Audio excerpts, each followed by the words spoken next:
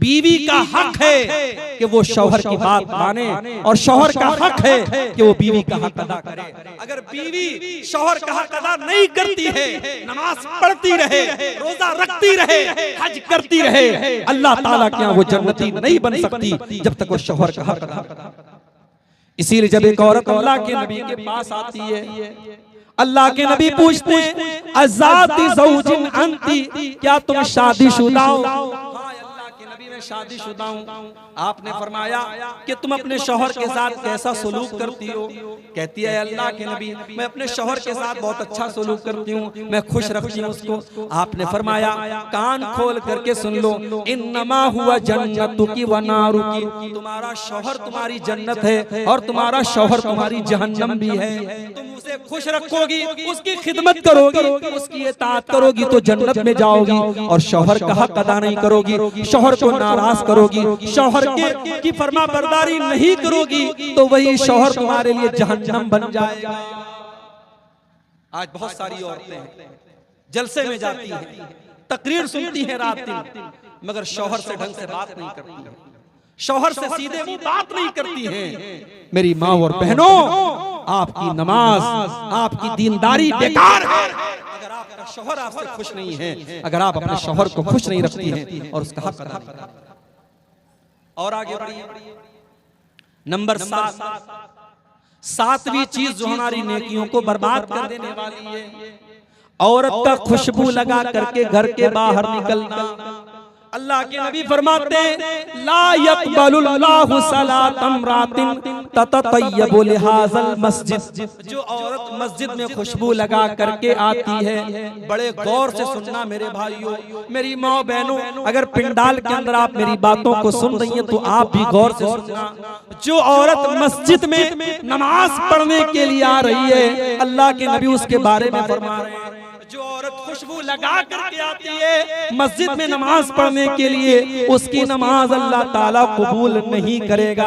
हत्ता तरजिया फतगतसिला गस्लहा लिल जनाबा, जब तक कि वो घर जा करके गुस्ल न कर ले। कौन सा गुस्ल? जो गुस्ले जनाबत होता है, जब औरत नापाक हो जाती है, नापाक होने के बाद जो वो गुस्ल करती है, सर से पैर तक नहाती है, जब तक वो गुस्ल नहीं कर लेगी खुशबू लगाने वाली औरत, तब तक उसकी नमाज अल्लाह ताला कबूल नहीं करेगा। जब नमाज के लिए आने वाली औरत खुशबू नहीं लगा तो जलसे के लिए आने वाली औरत खुशबू कैसे कैसे? अकीका और शादी की दावत में जाने वाली औरत दुनिया भर के परफ्यूम और खुशबू लगा करके क्यों जा रही है? अगर नमाज के लिए आना हराम है मेरे भाइयों, तो जलसे में भी खुशबू लगा करके आना हराम है। मुझे अफसोस होता है आपके इलाके में, मुझे लोगों ने बताया कि कहीं पर जलसा हुआ था, बहुत बड़ा जलसा हुआ था, लाखों का खर्च हुआ था, मगर जलसे में मानुस छिलो ना, मानुस छिलो ना, आदमी नहीं थे। मैंने पूछा क्यों नहीं थे? बोले औरतें नहीं आई, औरतों का इंतजाम नहीं था तो मर्द हजरात नहीं आए। पता ये लगा कि जलसे में मर्दों की और नौजवानों की एक बड़ी तादाद इसलिए आ रही है क्योंकि औरतों का जमघट होता है। जवान लड़कियां हैं, खूबसूरत कपड़े पहन करके, सज करके, सवर करके, ज्वेलरी वगैरह पहन करके और मेकअप करके आ रही हैं, और दुकानें लगी हैं, सड़कों पर नौजवान लड़के भी टहल रहे हैं, लड़कियां भी टहल रही हैं। मेरे भाइयों, ये मंजर बड़ा नामुनासिब है, ये चीज बड़ी नामुनासिब है। अल्लाह के नबी फरमा रहे हैं जो औरत नमाज के लिए आ रही है खुशबू लगाकर, उसकी नमाज अल्लाह ताला कबूल नहीं करेगा। तो जो औरत जलसे में आती है, अपनी बहनों से कहना चाहूंगा, सिंपल ड्रेस में आओ, सादा कपड़े में आओ, खुशबू के बगैर आओ, पर्दे के अंदर आओ और तकरीर सुन करके वापस अपनी घर चली जाओ। जलसों को तमाशा मत बनाओ मेरे भाइयों। जलसों, आज कितने जलसे हैं मुझे लोग बताते हैं, मौलवी साहब आज जलसे में एक लड़का लड़की पकड़े गए, आज जलसे में एक लड़का लड़की रंग रलियां करते हुए और आपस में एक दूसरे से मिलते हुए पकड़े गए। मुझे ये खबरें सुन करके अल्लाह की कसम बड़ा अफसोस होता है। ये जलसा है मेरे भाई, ये दीन का प्रोग्राम है, और आज आपके सीमांचल में इन जलसों की क्या शक्ल बना दी गई। हमें इस पर भी गौर करना चाहिए, हमें अपने जलसों की भी इस्लाह करनी चाहिए। हम अपने घर की औरतों को अगर जलसे में लाते हैं तो सख्ती करके लाएं। जलसे में जाना है, मगर सिंपल तरीके से जाना है। अपनी जवान लड़कियों को आप ताकीद कर दें, देखो हमें सादा तरीके से जाना है, सज करके समर करके मेकअप करके खुशबू लगा करके नहीं जाना है। जब मस्जिद में नमाज पढ़ने के लिए जाना हराम है, तो जलसे में भी सज समर करके आना किसी औरत के लिए जायज नहीं है। और आगे तो खुशबू लगा करके जो औरत आती है उसका मामला भी आपने सुन लिया। इसी तरीके से मेरे भाइयों, नेकियों को बर्बाद कर देने वाली एक और चीज, और वो चीज ये है कि इंसान अकेले में, तन्हाई में, जहां कोई देखने वाला ना हो, वहां वो गुनाह का काम करे, वो नाजायज काम करे, वो हराम काम करे। अकेले और तन्हाई में किए जाने वाले गुनाह भी इंसान की नेकियों को बर्बाद कर देते हैं। और मैं जो हदीस सुनाने जा रहा हूं, आप उस हदीस को बड़े गौर से सुनिएगा। और आपके हाथों में मोबाइल है, आप सबके हाथों में मोबाइल है, मैं जानता हूं। आज 3 साल के बच्चे से लेकर 70 साल के बूढ़े के हाथ में मोबाइल और स्मार्टफोन है। मोबाइल चलाने वाला इस हदीस को गौर से, मोबाइल चलाने वाली हमारी नौजवान बहनें, हमारी कौम की लड़कियां भी इस हदीस को गौर से सुने, हमारे नौजवान भाई भी सुने। हदीस के रावी कौन है?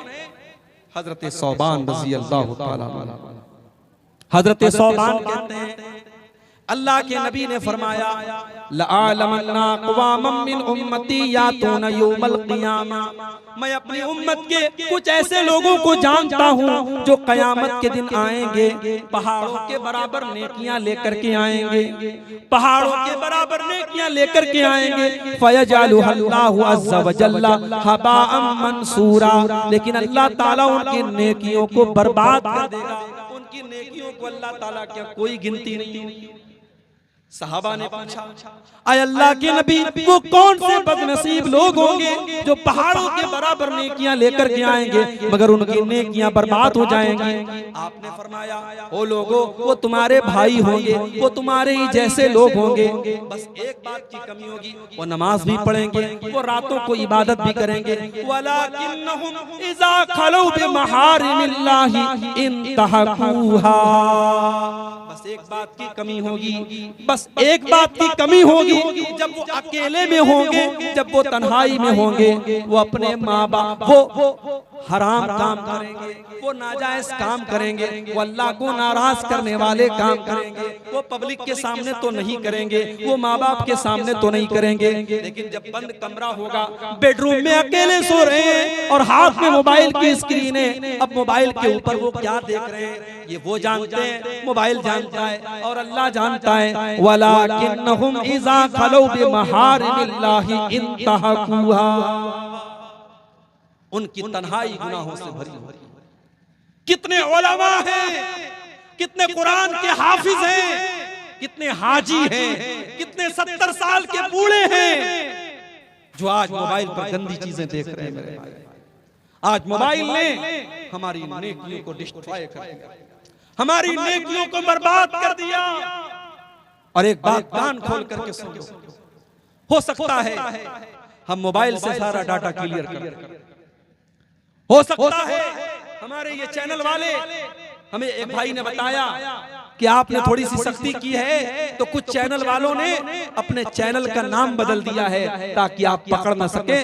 गंदे थंबनेल तो नहीं हटे, नाम बदल दिया।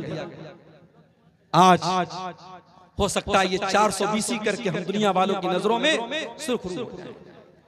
हो सकता है हम अपने क्रोम के ब्राउजर की हिस्ट्री डिलीट कर दें, हो सकता है व्हाट्सएप की चैटिंग डिलीट कर दें, हो सकता है हम फेसबुक के मैसेंजर की चैटिंग डिलीट कर दें, मगर किरामन कातिबीन, अल्लाह के फरिश्ते जो रिकॉर्ड कर रहे हैं मेरे भाई, उस रिकॉर्डिंग को आप कहां से हटाएं? व इन्ना अलैकुम लहाफिज़ीन किरामन कातिबीन यालमून मा तफ़अलून। हमारे किरामन कातिबीन, हमारे फरिश्ते तुम्हारी एक एक एक्टिविटी को रिकॉर्ड कर रहे हैं, एक एक हरकत को नोट कर रहे हैं। फरिश्तों का लिखा कैसे मिटाओगे मेरे भाई? फरिश्ते तो एक एक हरकत को लिखते। इसलिए खबरदार हो जाओ और अपनी तन्हाई को गुनाहों से बचा लो।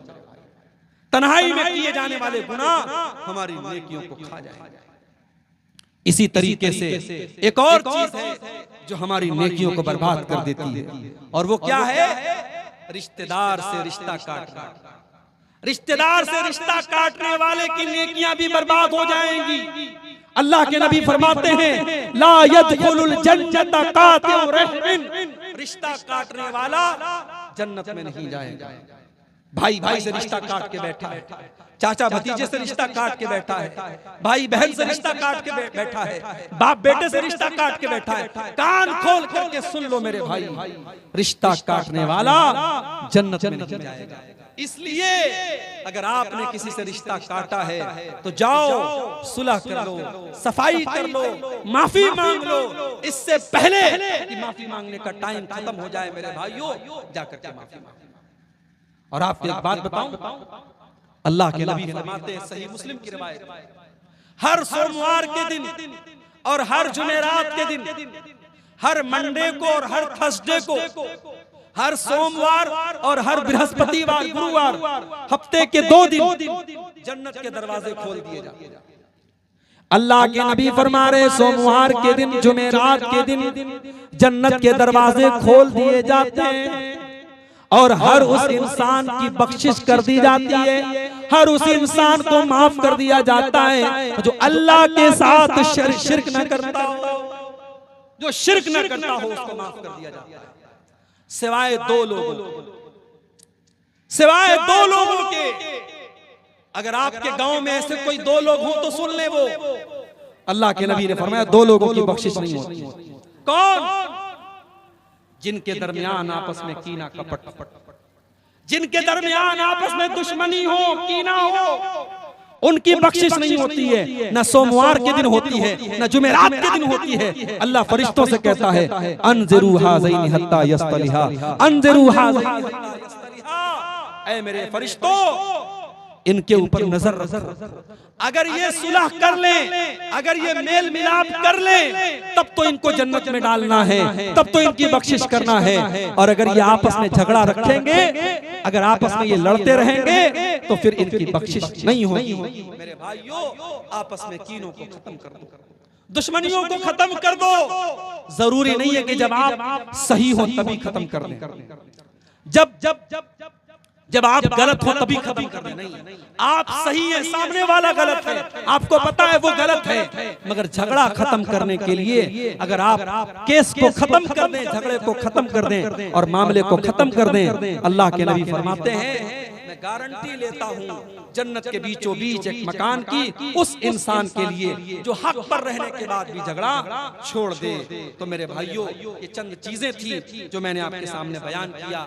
ये वो गुनाह हैं कि अगर हम इनसे बचेंगे तो इंशाअल्लाह हमारी नेकियां सेफ रहेंगी, और अगर हम इन गुनाहों से नहीं बचे तो हमारी नेकियां डिस्ट्रॉय हो जाएंगी, हमारी नेकियां बर्बाद हो जाएंगी।